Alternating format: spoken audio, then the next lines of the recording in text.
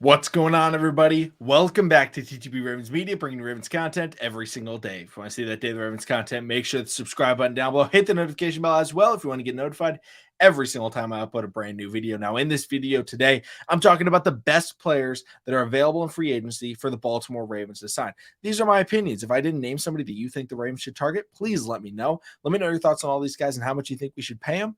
And these are all players that the Ravens, one, have the money to pay. They can probably sign two of these guys. They may be able to sign all three if they get the right deals, but I would assume two of these players they'd be able to sign. Again, these are my opinions. So, I can do more videos individually on them as well. If there, rumors come out about them visiting and stuff like that, I'll definitely talk about them more. And when I do positional breakdowns of best corners, best edge, best linebackers, best, offensive linemen still available, I'll obviously talk about them a little bit more. But starting off, I'm going to get the most obvious one out of the way, and that is Justin Houston. Justin Houston, the last couple of years in Baltimore have been pretty good. He had 4.5 sacks that first year in Baltimore, but it was a strange season. It's kind of his first, season in the new scheme. And then they switched schemes back, and we all know that Wink Martindale is terrible for getting players sacks. He only had 4.5. The next year he comes back, plays with Mike McDonald, and he pulls out 9.5 sacks. And, he wasn't out there every snap. And that was a huge benefit for him. He didn't have to be an every down pass rusher. Instead, he was a situational pass rusher that was able to come in and make big plays. And he made a lot of impact plays for the Ravens last year. And, it's not just his play on the field. His leadership off the field has been huge. Adafe has talked about him very highly. Mike McDonald has. Basically any edge rusher in the Ravens organization has said, man, playing with Justin Houston has been so helpful because he just gives you so many tips, right? He's put up a 22 sack season, which is, I want to say, the second most sacks of this century. It might be third most. JJ Watt might have had 22 as well. But I know TJ Watt had more. I think he had 22 and a half, maybe 23 when he tied the record. But huge. I think his ability to play in Baltimore has been great. He even had a sack in the postseason against the Cincinnati Bengals last year. He was great, and he's been great. And the Ravens have been able to bring him back, and I think they really like him. And yes, we do have David Ojabo. We have Adafe Away, but again, I brought it up. He doesn't have to be an every down pass rusher. He's a situational pass rusher that will come in on passing situations that can dominate, because he goes against any young guy and they just don't know the tricks of the trade like Justin Houston does. He's been a great linebacker. I would assume he's going to end up in the Hall of Fame at some point, not a first ballot or anything like that, but I would assume he gets in there. He's a 4-time Pro Bowler, 22 sack season is unbelievable. And he's had a great long career. And he has 111 sacks on his career. So I think he's going to make it, but I think that's the most obvious one. We all know Justin Houston. I don't want to talk about him too much. Let's get into some other players. I'm going to do one other edge rusher, and I'm going to say Leonard Floyd. Leonard Floyd he's only played 7 years in the NFL. Starting with Chicago in 2016. He's 30 years old, which is kind of surprising. He's almost 31. But he is a sack machine. This is somebody that's been playing with the Los Angeles Rams the last couple of years.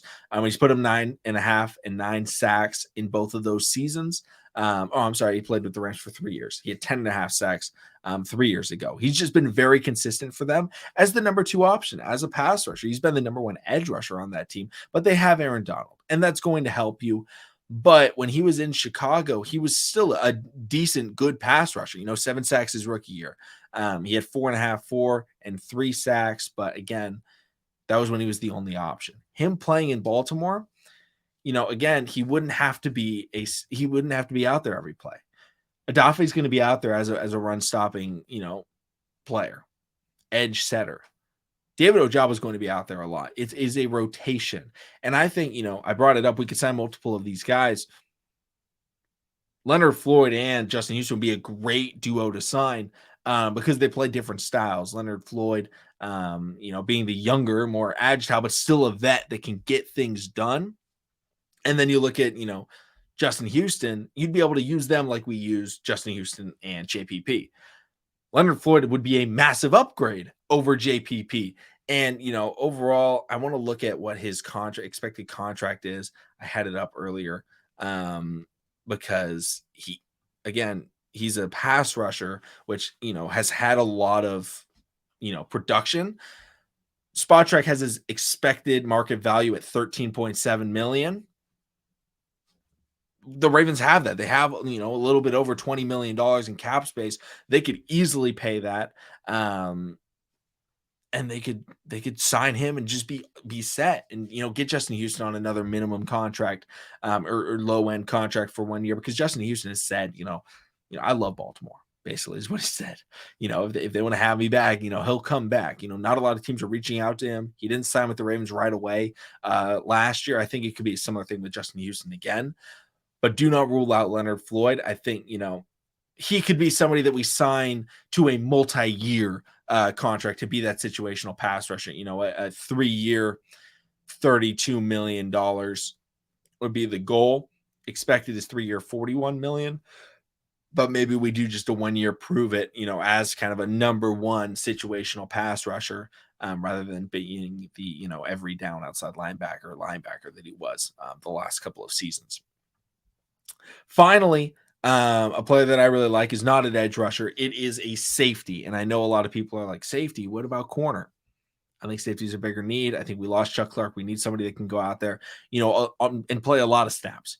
And there's a safety right now that, has been linked to the Baltimore Ravens, and that it would be Adrian Amos. If you don't know about Adrian Amos, he's from Baltimore. So that already is enticing for him to come back here. He would be coming home.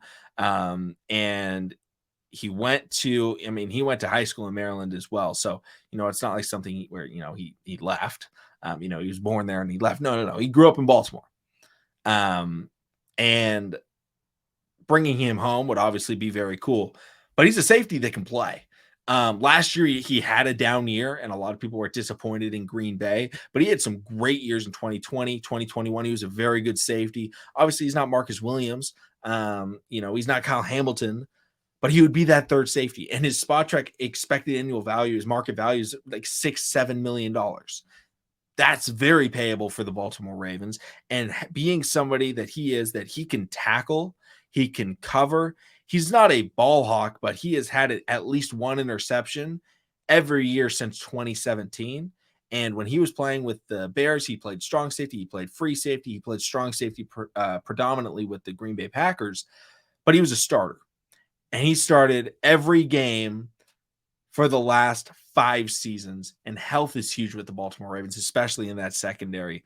If they want somebody that can come in and be that, player that you can depend on as a safety in coverage, covering a tight end, stopping the run, Adrian Amos is going to be the guy that you want to, try and sign. And I think a 1-year contract is very possible. But I also think, if needed, you could sign him to a multi-year deal on the cheaper side. I don't expect that to be the case. I think they want to develop Brandon Stevens into that kind of third player, but he's not there yet. And getting a 1 year out of an Adrian Amos to just play that Chuck Clark role, to play that third safety, and then when we need other packages, we bring in Geno Stone instead. We don't need him to be a starter. We need him to be a contributor, and he can absolutely do that. And I fully expect him to be a really good player next year for wherever he goes, if he doesn't, be forced into having to do too much. Those are my 3 players: Adrian Amos, Leonard Floyd, and Justin Houston. Let me know who you think the Ravens should sign. Thank you all so much for watching. Subscribe for daily Ravens content, and I'll see all of you again tomorrow.